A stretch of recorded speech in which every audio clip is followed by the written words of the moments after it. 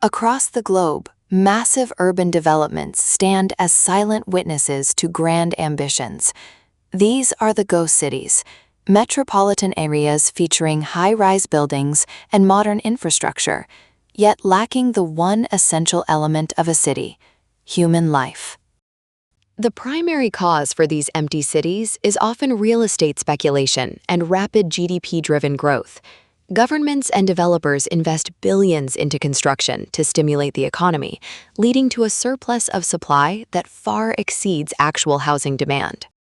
Ordos Kongbashi in China is perhaps the most famous example. Originally designed for over 1 million residents, it remained nearly empty for years. While occupancy has slowly increased recently, it remains a symbol of speculative urban planning on a massive scale. Data suggests that at its peak, China had approximately 65 million empty apartments. This accounts for roughly 1/5 of the total housing stock in urban areas, creating a structural challenge for the national economy and the property market.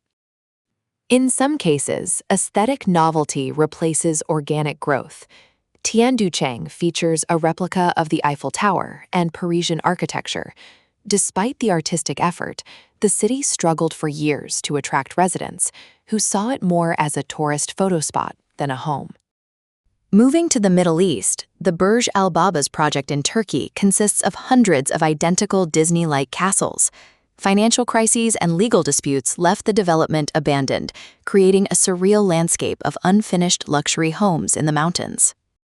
Quilomba New City in Angola was built with Chinese investment to provide social housing. However, the initial prices were far beyond the reach of the local population.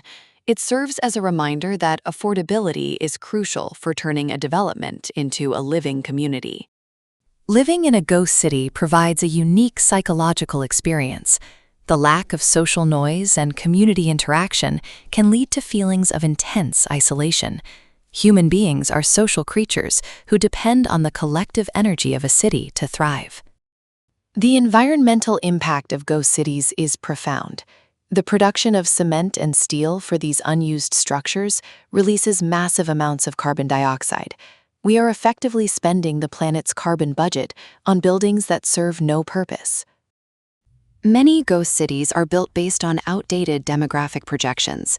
As birth rates decline globally, the expected influx of rural workers into cities is slowing down, leaving many newly built urban centers without a future population to inhabit them.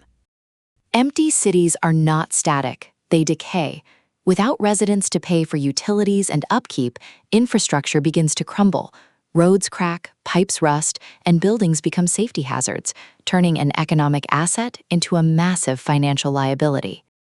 In many cultures, purchasing multiple properties is seen as a safer investment than the stock market.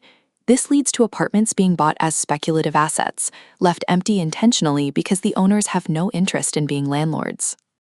As tech advances, some ghost cities have become hubs for alternative uses. Some are used as movie sets, others as high-tech testing grounds for autonomous vehicles and smart city technologies that require a controlled environment without human traffic. The issue is not limited to one country.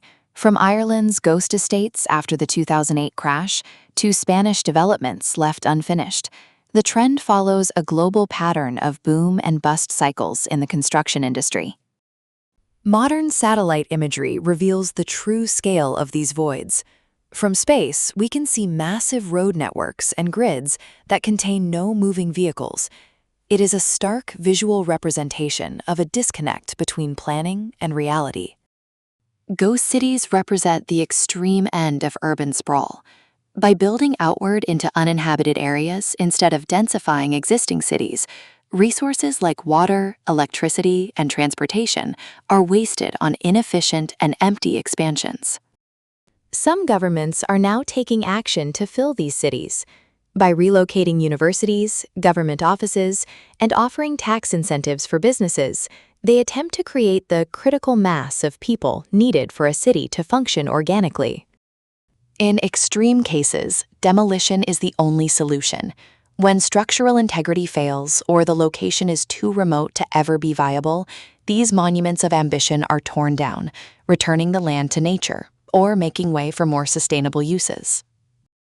The existence of ghost cities serves as a powerful lesson for future urban planners.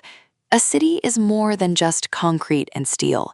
It is a living ecosystem that requires a balance of economic opportunity, social infrastructure, and human desire. As we look to the future, the challenge remains to turn these empty shells into homes or to prevent their creation entirely. Until then, ghost cities will remain as modern ruins, echoing the risks of prioritizing growth over human necessity.